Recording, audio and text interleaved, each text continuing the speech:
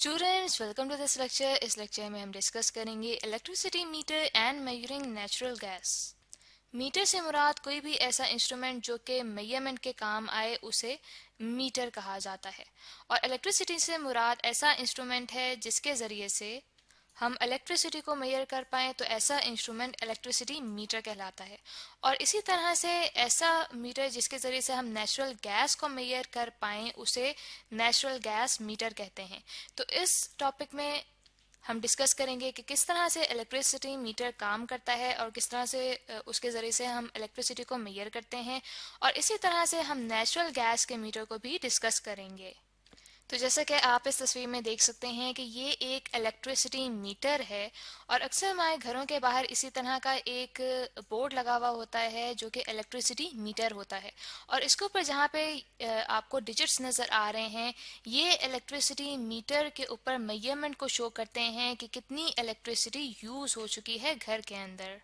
तो सबसे पहले अब हम डिस्कस करते हैं कि इलेक्ट्रिसिटी मीटर का इंटरनल स्ट्रक्चर कैसा होता है। तो यहाँ पे आप इस तस्वीर में देख सकते हैं कि ये इलेक्ट्रिसिटी मीटर के अंदर का स्ट्रक्चर है। ठीक है, नीचे आप यहाँ पे देख सकते हैं कि दो करंट कॉइल्स हमारे पास मौजूद हैं। ये असल में मैग्नेट्स के गिर्द कॉपर कंडक्टर्स लिपटे हुए होते हैं जो कि करंट कॉइल्स बनाते हैं। इसी तरह से इनके ऊपर वाली साइड पे आप देख सकते हैं कि यहाँ पे हमारे पास वोल्टेज कॉइल मौजूद है, और वो भी इसी तरह से मैग्नेट के इर्द गिर्द एक कॉइल लिपटी हुई है। और वोल्टेज कॉइल और करंट कॉइल के दरमियान में एक बड़ी सी डिस्क है जो कि रोटेटिंग एल्यूमिनियम डिस्क कहलाती है, और इस एल्यूमिनियम डिस्क के साथ ऊपर गियर्स अटैच्ड हैं। और ये गियर आगे से उन नंबर व्हील्स के साथ अटैच होते हैं जो नंबर हमें इलेक्ट्रिसिटी मीटर की स्क्रीन पे नज़र आते हैं। अब यहाँ पे जो हमारे पास मैग्नेट्स मौजूद हैं, ऑब्वियसली उनकी एक मैग्नेटिक फील्ड है। अब इन करंट कॉइल्स में से जब करंट गुजरता है तो वो ऑल्टरनेटिंग करंट गुजर रहा है, और ऑल्टरनेटिंग करंट का मैं आपको यहाँ पे बताती चलूँ कि ऑल्टरनेटिंग करंट टाइम के साथ अपनी डायरेक्शन को चेंज करता है। यानी कि अगर हम करंट का टाइम के साथ ग्राफ बनाएं तो हम यहाँ पे देख सकते हैं कि करंट पहले पॉजिटिव डायरेक्शन में मैक्सिमम पोजीशन तक जाता है और फिर अपनी डायरेक्शन को चेंज करता है। तो इस तरह से ऑल्टरनेटिंग करंट जब अपनी डायरेक्शन को चेंज करता है तो उसकी वजह से मैग्नेट की मैग्नेटिक फील्ड में भी चेंज आता है, और यूं इन करंट कॉइल्स की वजह से यहाँ पे एक वेयरिंग मैग्नेटिक फील्ड प्रोड्यूस हो रही है। और इसी तरह से जो ऊपर वोल्टेज कॉइल है इसके अंदर भी यही तरीका हो रहा है कि चूंकि यहाँ पे ऑल्टरनेटिंग करंट का वोल्टेज है जो कि टाइम के साथ अपनी डायरेक्शन को चेंज करता है, तो यहाँ पे जो मौजूद मैग्नेट है उसकी मैग्नेटिक फील्ड भी चेंज होगी, और यहाँ पे भी हमारे पास एक वेयरिंग मैग्नेटिक फील्ड प्रोड्यूस होगी। अब यहाँ पे मिसाल के तौर पे मैं करंट कॉइल्स की मदद से प्रोड्यूस होने वाली वेयरिंग मैग्नेटिक फील्ड को अगर M2 कह देती हूँ, और जो वोल्टेज कॉइल की बिना पे हमारे पास वेयरिंग मैग्नेटिक फील्ड प्रोड्यूस हो रही है उसको मैं M1 कह देती हूँ। तो यहाँ पे मैं आपको एक प्रिंसिपल बताती चलूँ जिसे सुपरपोजिशन प्रिंसिपल कहते हैं, जिसके अकॉर्डिंगली अगर किसी एरिया में दो मैग्नेटिक फील्ड्स मौजूद हैं तो वहाँ पे जो टोटल मैग्नेटिक फील्ड है वो इन दोनों मैग्नेटिक फील्ड्स का सम होगी। यानी कि अगर इस एरिया में हम देखें तो यहाँ पे जो टोटल मैग्नेटिक फील्ड M है वो इक्वल होगी M1 प्लस M2 के। तो चूंकि M1 और M2 दोनों वेरिंग मैग्नेटिक फील्ड हैं, यानी कि ऐसे मैग्नेटिक फील्ड जो कि चेंज हो रही हैं, तो इसीलिए जो हमारे पास M आएगी वो भी वेरिंग होगी, यानी कि चेंज हो रही होगी। अब जितनी हमारे पास varying magnetic field M overlap करेगी इस रोटेटिंग एल्यूमिनियम डिस्क को, तो उतना ही ये एल्यूमिनियम डिस्क रोटेट करेगी जितना उस मैग्नेटिक फील्ड M में चेंज आ रहा है। अब जैसे जैसे ये एल्यूमिनियम डिस्क रोटेट करेगी उतना ही इसके साथ अटैच गियर्स भी रोटेट करेंगे, और उनकी रोटेशन की वजह से जो हमारे पास इलेक्ट्रिसिटी मीटर की स्क्रीन पे डिजिट्स नज़र आ रहे हैं, नंबर नज़र आ रहे होते हैं, वो भी इसी लिहाज से फिर बढ़ते जाते हैं। यानी कि यहाँ पे एक सिंपल तरीका ये हो गया कि जैसे जैसे यहाँ पे करंट गुजर रहा है उतने ही जितना करंट गुजर रहा है उतना ही हमारे पास इस मैग्नेट्स की वजह से मैग्नेटिक फील्ड में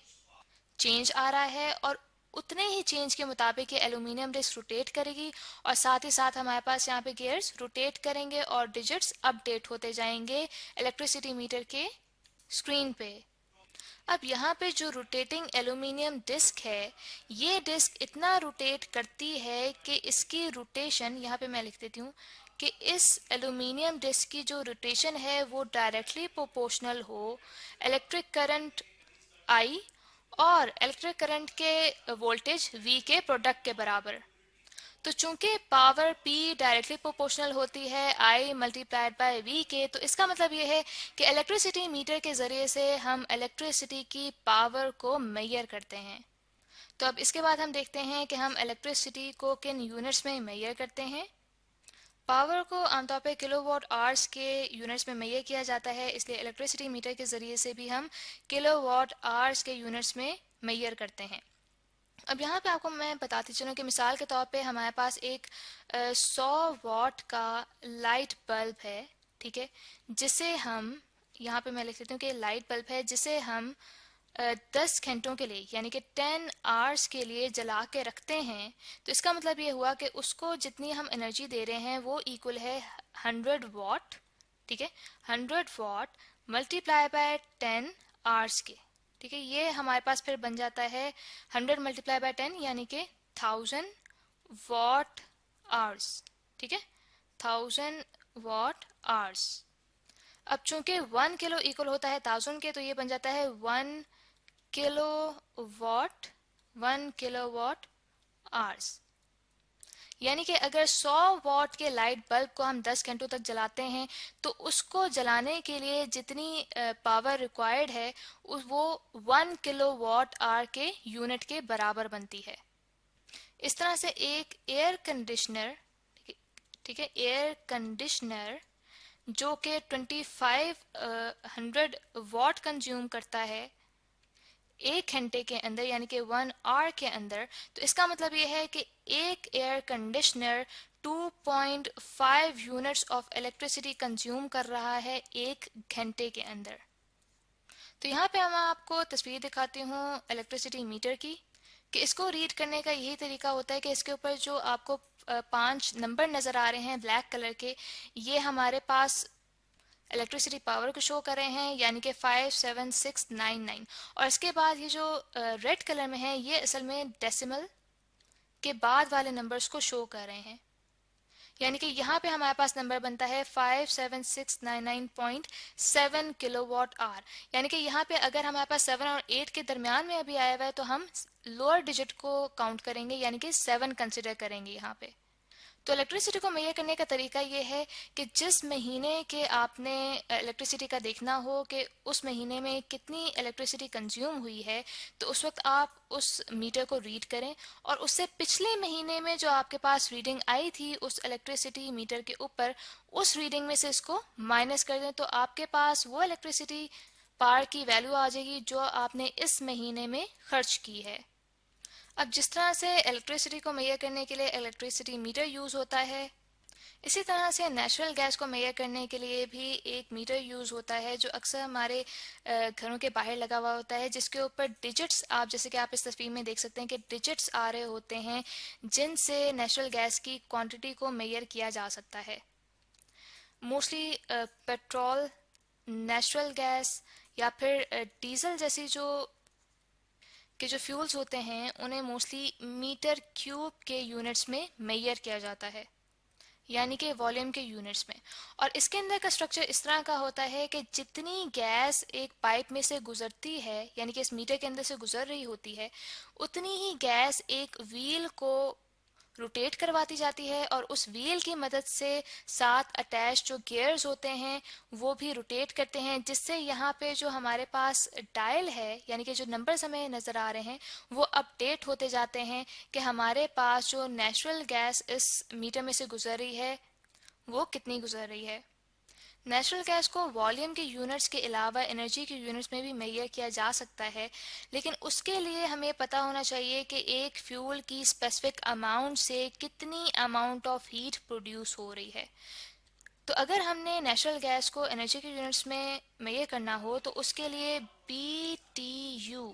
यानी कि ब्रिटिश थर्मल यूनिट्स इस्तेमाल किए जाते हैं, ब्रिटिश थर्मल यूनिट्स, ठीक है, जहां पे 1 ब्रिटिश थर्मल यूनिट इक्वल होता है 1055 जॉल की एनर्जी के। तो आई होप स्टूडेंट्स के आपको ये लेक्चर अच्छे से समझ आ गया होगा, जिसमें हमने इलेक्ट्रिसिटी मीटर और नेचुरल गैस मीटर को डिस्कस किया है।